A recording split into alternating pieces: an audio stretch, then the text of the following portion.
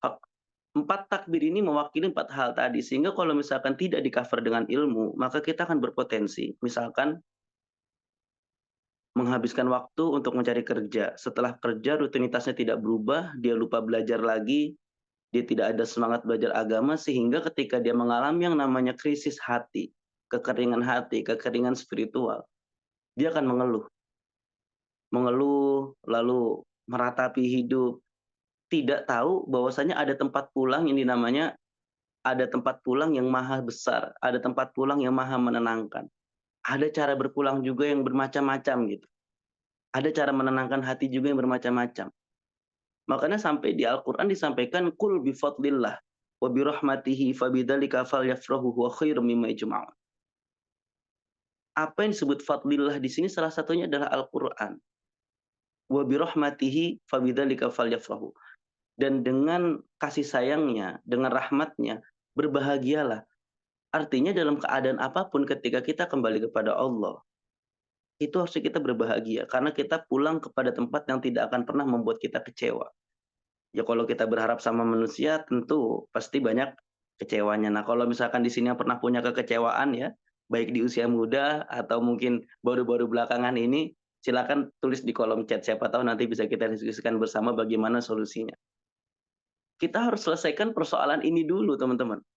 Kalau misalkan tidak selesai di sini, ya maka langkah kita ke depan itu akan banyak hambatannya, akan banyak ngeluhnya, akan banyak marah-marahnya, akan mudah terganggu psikisnya gitu ya. Sampai-sampai kita lihat sendiri ya secara fakta di berita-berita nasional gitu kan. Sekarang gampang banget itu berita bunuh diri keluar, bunuh-bunuhan keluar, atau apalagi tuh terlilit hutang, pinjol dan sebagainya itu karena ada satu hal yang belum selesai sehingga ia mengharapkan hasil yang instan. Dan karakteristik pemuda tidak seperti itu gitu, atau bahkan karena dia orang yang kaya, warisan bapaknya atau dia mungkin bapaknya adalah pejabat, bapaknya adalah petinggi-petinggi gitu ya, sehingga berbuat semena-mena. Makanya wajar sekali nih kalau dalam sebuah mafudot dikatakan laisal fata mayyaqulu kana abi, innal fata mayyaqulu ha anadha. Ya, pemuda itu harusnya bukannya mengatakan, "Ini loh bokap gue nih, ini nih, ayah gue nih," gitu ya. Tetapi aku, inilah aku gitu. Selanjutnya dilanjutkan slide-nya. Nah, ketika berbicara tentang pemuda, ya tentu fenomena-fenomena tadi bisa kita lihat dan akarnya yang kembali adalah nanti tentang iman dan ilmu yang perlu kita tata ulang. Nah, remaja ya, ini juga remaja merupakan masa transisi anak-anak menjadi dewasa, masa yang berupaya terlepas dari ketergantungan. Proses transisi dari mimba di dhofin quwwah tadi, dari lemah menjadi kuat ini fasenya fase remaja. Ya mulai-mulai bisa mandiri, mulai-mulai berani mencoba-coba hal yang lain gitu kan.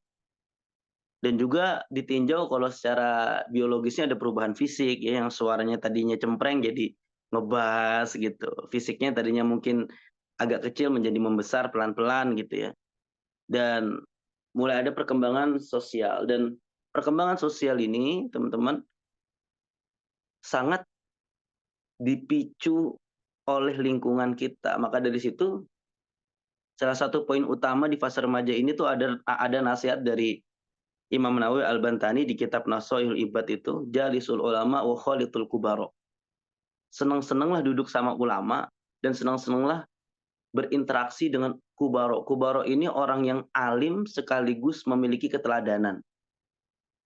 Fungsinya apa? Jalisul ulama wa khalitul kubaro. Itu karena disampaikan lagi pada bait selanjutnya, "Faman nafa'aka lafdhuhu nafa'aka lafdhuhu." Karena kalau ngelihat ulama saja sudah menjadi sebuah kemanfaatan buat kita, maka apalagi lafaz-lafaz nasihatnya. Ya tentu kita juga perlu melihat gitu ya karakteristik dan tipologi orang yang kita anut gitu ya. Ya contohnya sekarang ada film Walid lah itu ya, bilang bisa lihat Rasulullah dan lain sebagainya itu sebenarnya adalah kritik sosial gitu karena memang pada nyatanya ada kejadian yang seperti itu. Ya kalau sudah jelas anehnya menyimpangnya jangan diikuti karena gini, tipologi ulama yang kita bisa ikuti setidaknya ada 3 ya. Imam Jalaluddin Asyuti memberikan 3 karakteristik ulama. Yang pertama itu lihat keteladanan sikapnya. Yang kedua, lihat produktivitas karyanya. Yang ketiga, lihat siapa murid-muridnya. Maka itu akan menandakan itu ulama yang betul atau tidak. Kalau misalkan dari karakteristik keteladanan yang sudah tidak bisa kita lihat, maka jangan diikuti. Yang kedua, ini ulama berperan nggak? Menulis nggak? Mengajar nggak?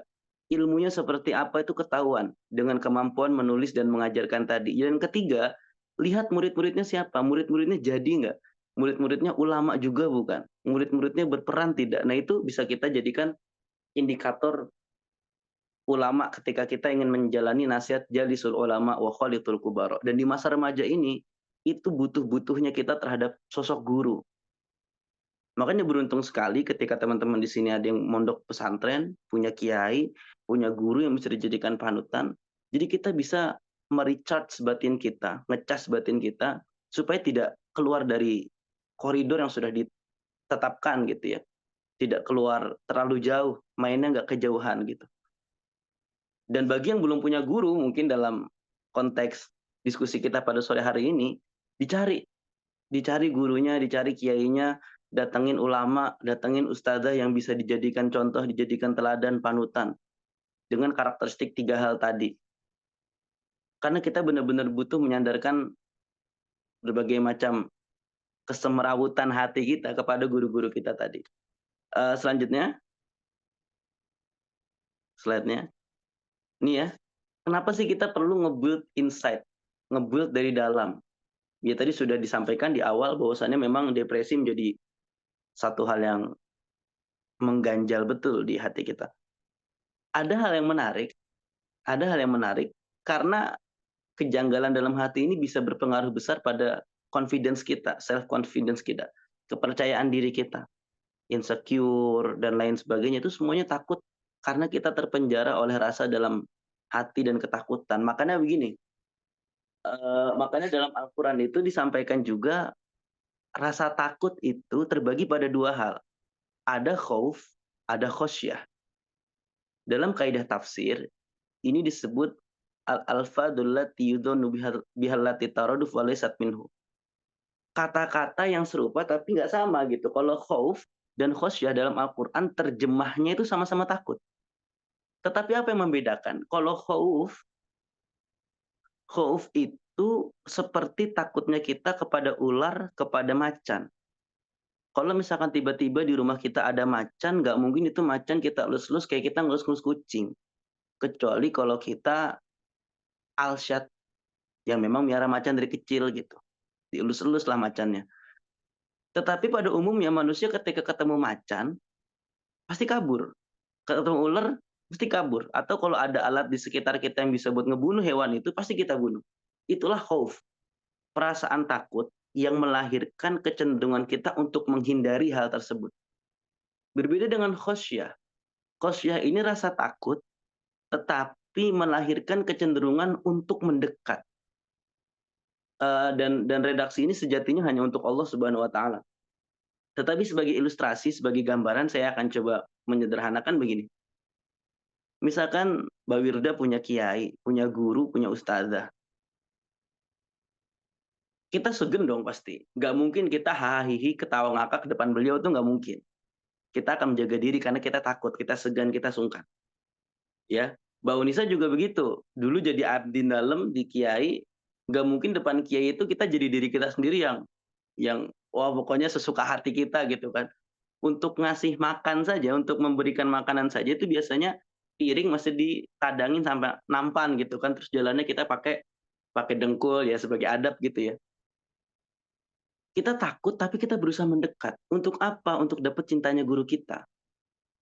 Sama Allah Subhanahu wa taala itu juga kita mestinya punya rasa takut, tetapi bukan berarti takut habis itu nggak sholat. Takut habis itu malah cuman ngejauh dari Allah, tetapi karena ada rasa takut itu kita butuh mendekat, sholatlah kita, zakatlah kita, puasalah kita, hajilah kita. Tolong menolonglah kita dalam kebaikan mencari ridho Allah. Nah itu, khususnya jadi rasa takut yang ingin mendekat. Sehingga segala bentuk aktivitas kita, bikin konten, mengajar, berdagang, berbisnis, itu mesti diiringi rasa takut kepada Allah, sehingga apapun yang kita lakukan, akan ada nafas ibadah di situ. Kalau sudah nafasnya nafas ibadah, maka apapun yang menghalangi kita, kita akan yakin segala sesuatu yang dimulai dengan niat karena Allah tidak boleh berhenti karena manusia. Dan itu akan menjadikan mentalitas kita kuat. Ada orang mencela, sabodo teuing, niat saya lillahi ta'ala pokoknya jadi orang yang manfaat. Sebagaimana doanya Nabi Isa, wa ja'alani mubarakan aina ma kuntu. Dimanapun aku berada, aku ingin jadi orang yang diberkahi. Dan orang yang diberkahi, kata Syekh Izzuddin bin Abdissalam ini, nafi'an ibadih, memberikan manfaat kepada manusia lain. Nah, ternyata ada nggak kira-kira secara basis psikologisnya? Ini teman-teman perlu baca banget bukunya Viktor Frankl, Man's Search for Meaning. Dia bertahan di camp Nazi dengan penyiksaan yang luar biasa, tetapi dia bisa bertahan hidup. Yang dimana cara dia bertahan hidup itu menggunakan logoterapi namanya, akhirnya dia publish namanya logoterapi. Berusaha mencari makna dalam hidup sebagai motivasi yang kuat untuk bertahan. Cari motivasi hidup kita. Cari sesuatu yang benar-benar bisa menjadi bahan bakar kita untuk berdampak dan bergerak.